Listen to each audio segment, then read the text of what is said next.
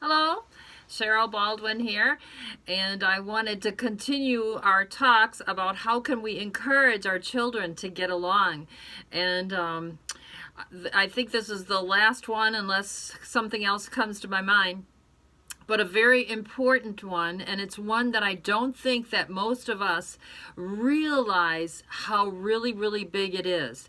And that is to speak life in that direction. In other words, what I mean by that is, God's word tells us that our words are producing either death or life. And it says that we're going to have the fruits of what we're speaking. In other words, if I speak critical words, condemning words, I can expect that I'm going to feel criticized. I'm going to feel condemned. I'm going to have the fruits of what I spoke. So that's one big aspect of it. But another aspect of it is that because we were made in the image of God, remember, God spoke everything into existence, into creation. And really our words are the very same way. What we speak, like we already talked about, whether it's death, whether it's life, but it's also what you speak can be a blessing or it can be a curse. In other words, if you grow up and a parent says you're lazy, you'll never amount to anything. Well, that's not a wonderful thing. That's a terrible thing, actually, for a parent to say. And I know sometimes parents don't really stop and think about what we're saying when we say things. We haven't really thought it through.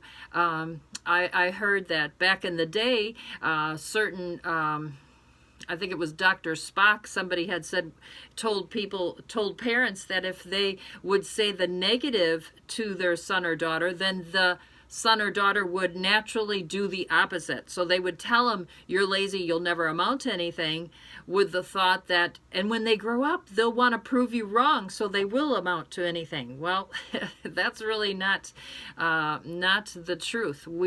What we speak into them has power. God's word is very clear about that. So he said you could even say to a mountain, be thou removed and cast into the sea, and if you believe it and you don't doubt it, it will happen. In other words, there's power in those words. So what I wanted to encourage us to really consider is, what are we speaking? In the instance of our sons and daughters not getting along, if we say things that it is lending energy in that direction. Like, for instance, if you say, you know what, they never get along, they're always fighting. You know what?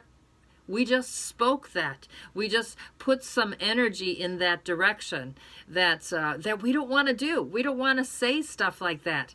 Or maybe what we really want to say is something positive that, they really love each other and they get along really well, and we have to try to overlook at times maybe when they are wrestling, but focus on the times when they really did, and speak about the times that they were kind to each other. And I would say to my sons or daughters, I would say, oh, you're so blessed, you have your very best friends living right in your own house. Or they'd hear somebody else who maybe had somebody spend the night over at their house, and I would say, wow, aren't you blessed, because you have your very best friends who get to stay overnight all the time. And I would try to speak things into them that would reinforce and release power in the direction of them getting along, loving each other. Oh, wasn't that's so kind? Wasn't it so nice that they were right there for you when you didn't feel good last night, and they got you that water? What a good friend, or just declaring, because God's word also says that what you declare and decree, it shall be established. We see that in the book of Job. So what we declare, what we state, is lending, again, power in that direction. So you could say, well, my children, I just declare and decree, that they get along well, that they're best friends, that they're always going to be there for each other, or, state things, declare things, believe it, because God says, whatever we ask, believing, we know we have the thing which we ask. So there's another principle that comes into the importance of what we're speaking. So we can say, speak those things that we want to be true. Don't say, I've heard parents say in front of their children, well, they just never get along. They're just always fighting. And I want to cringe because I want to say, you don't really realize, I know you would never say that if you really realized how much power you are lending in that direction, because of what we believe in our heart, so it is. So if those kids hear that, then they believe that, yep, mom said we never get along. And so they can, I'm not saying that they consciously say, oh, well, they said it, so, well, by George, I'm going to do it. No, I'm saying that it will just happen. They hear you declare something, they believe you, and it will fulfill what we think in our heart. So if they think that in their heart, that whatever mom and dad said that was negative about their relationship with their siblings, they're going to believe it. So anyway, I said a lot of things there, and I'm just praying that God would take what I said about this powerful thing, what you speak, being careful, and turn it instead into something positive, something good. You can, I mentioned last time at the last, I think it would be part 5, about speaking the blessing. I bless you with kindness and towards your brother and your sister. I bless you with knowing how much they love you, or I bless you with being generous and wanting to always share your toys. Something like this, because again, words, you're speaking these things, that they have power, good or bad. Maybe you can remember things from when you were a kid, good or bad, that's stuck in your mind.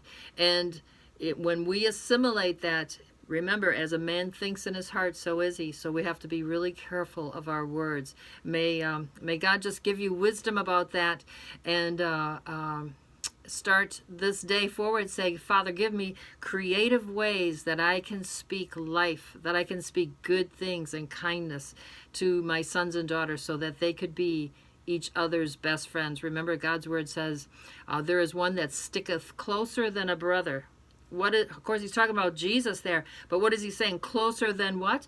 A brother. See, it was God's idea for them, for brothers and sisters, to be close. So God bless you with that. I got to shut off now. I see I'm over my time again, but forgive me about that. But thank you for listening, and I'm praying for you about this, having this wisdom about these things. And until next time, thank you. Bye.